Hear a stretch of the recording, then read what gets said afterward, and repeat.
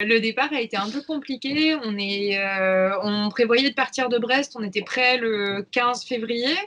Et là, il y a eu 3 semaines d'enchaînement de tempêtes tout le temps. Donc, dès qu'il y avait plus de vent, la mer était trop formée pour sortir de la rade. On a été contraint de rester à Brest un certain temps déjà. Quand on a enfin eu les bonnes conditions météo, on a pu partir pour Concarneau. Ça a été une superbe escale qui a duré quasiment 10 jours. On a pu faire pas mal d'interviews, on a pu lancer le podcast aussi. Donc ça, on l'a fait au Fonds Explore, qui est un des partenaires du projet. À Concarneau, on en a profité aussi pour faire des grosses courses parce qu'on pensait embrayer sur la Transmanche et donc atterrir au Scilly ou à Penzance dans le sud de l'Angleterre. On est parti de Concarneau et on a fait une escale donc avant la Transmanche au Guilvinec, qui est un petit port de pêche dans le sud Finistère. C'est en arrivant au Guilvinec qu'on a appris les premières mesures de fermeture des bars, restaurants et autres lieux publics par le gouvernement. Donc, on s'est dit, bon, c'est pas grave, on reste un peu au Guilvinec, c'est pas très grave. C'est un port de pêche, donc on peut aborder le sujet pêche, on en profite. On a rencontré un pêcheur qui a accepté de se faire interviewer. On fait ça, et puis quelques jours plus tard, il y a les mesures de confinement qui sont tombées. Et avec cette nouvelle annonce, les interviews sont tombées à l'eau, forcément, parce que confinement oblige, on ne peut plus aller, on a dû arrêter toutes ces activités d'interview. On est parti assez rapidement du Guilvinec, parce qu'on était en plein milieu du petit port de pêche, donc on était sur un corps mort et on pouvait gêner éventuellement les bateaux de pêcheurs. C'était vraiment pas idéal comme situation. Donc on est parti trouver un port le plus proche où on pourrait tenir la durée du confinement. Donc ça a été Loctudy, où on avait un ponton, de l'eau, de l'électricité et des sanitaires, donc, et du Wi-Fi, donc tout ce qu'il faut pour pouvoir continuer à travailler confiné à bord.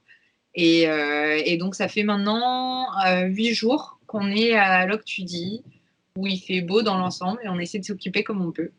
Pour l'expédition, ça change absolument tout. Donc c'était quelque chose qui ne pouvait pas être anticipé et prévu. Pour l'instant, la première décision qui a été prise, c'est d'arrêter tout simplement les interviews. Par rapport à la suite des événements, c'est un peu plus compliqué. Donc l'idée de base, c'était de rejoindre le sud de l'Angleterre.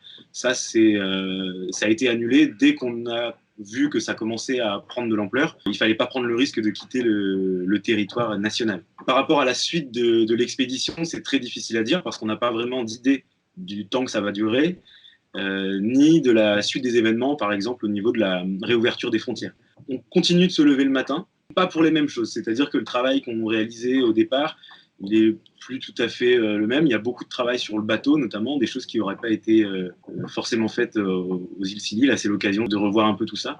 En ce qui concerne l'équipage, ça a changé aussi pas mal de choses. Donc, on était 4 jusqu'à la semaine dernière. Donc, Aurélien, Louise, Thomas et moi-même. Et Thomas a dû quitter le bateau pour rejoindre Bruxelles, où il devait commencer un travail. Il a profité de notre arrivée à Loctudy pour faire du stop jusqu'à Quimper et prendre des trains pour rentrer chez lui.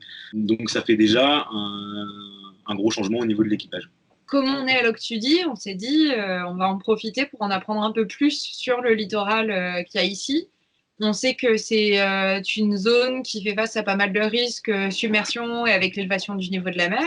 On va essayer d'avoir quelques contacts au niveau local pour illustrer un peu nos propos et apporter un peu d'humanité dans le récit autour du Sud Finistère. Et après, avec les interviews qu'on a fait à Concarneau et à Brest, on peut continuer à monter des épisodes de podcast et écrire les articles qui pourront aller avec. On prend le temps aussi de revoir un petit peu le site web, de lancer notre newsletter. Jusqu'à la semaine dernière, on commençait à préparer la suite. Donc Yacine, notamment, faisait des recherches sur les différentes problématiques à la fois environnementales, sociales et économiques dans des ports et des lieux où on pouvait aller au Royaume-Uni.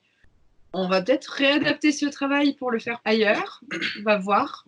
Mais pour le moment, comme c'est dans l'incertitude, on met ça un peu plus sur pause, on temporise un peu et on essaie plutôt de travailler sur d'autres supports. Il y a encore des pêcheurs qui prennent la mer, beaucoup moins qu'avant. Il y a beaucoup de bateaux qui restent au port. Après, dire si on peut observer des changements ou si on pourra en observer, c'est difficile. Déjà, il aurait fallu avoir un état zéro, c'est-à-dire prendre la température juste avant. Ça n'a pas forcément été réalisé. Mais effectivement, il y aura probablement des observations qui pourront être faites. Là, on en a une, par exemple, dans le port, c'est une invasion de mulets. Alors, est-ce que ça vient de l'inactivité dans le port? On ne sait pas, mais en tout cas, Ils se baladent Ouais. par centaines dans le port. Alors après, au niveau voilà, de la biodiversité, ça va dépendre aussi du temps que ça dure. Est-ce que un mois suffira à rebooster un peu tous les écosystèmes, sachant que lorsque le confinement et la navigation, la pêche, etc. reprendront, est-ce que ça ne sera pas une reprise encore plus forte pour essayer de compenser le manque qu'il y aura eu pendant cette période? C'est des choses qui sont assez difficiles à imaginer pour l'instant, mais on peut penser qu'il y aura effectivement des conséquences. Depuis le début du confinement, donc je ne sais pas si c'est un hasard ou pas, mais on a été contacté par des personnes souhaitant s'investir dans l'association. Donc on peut aussi prendre le temps de répondre aux personnes, même si on ne sait pas dans quelle mesure on peut leur parler d'engagement pour le moment.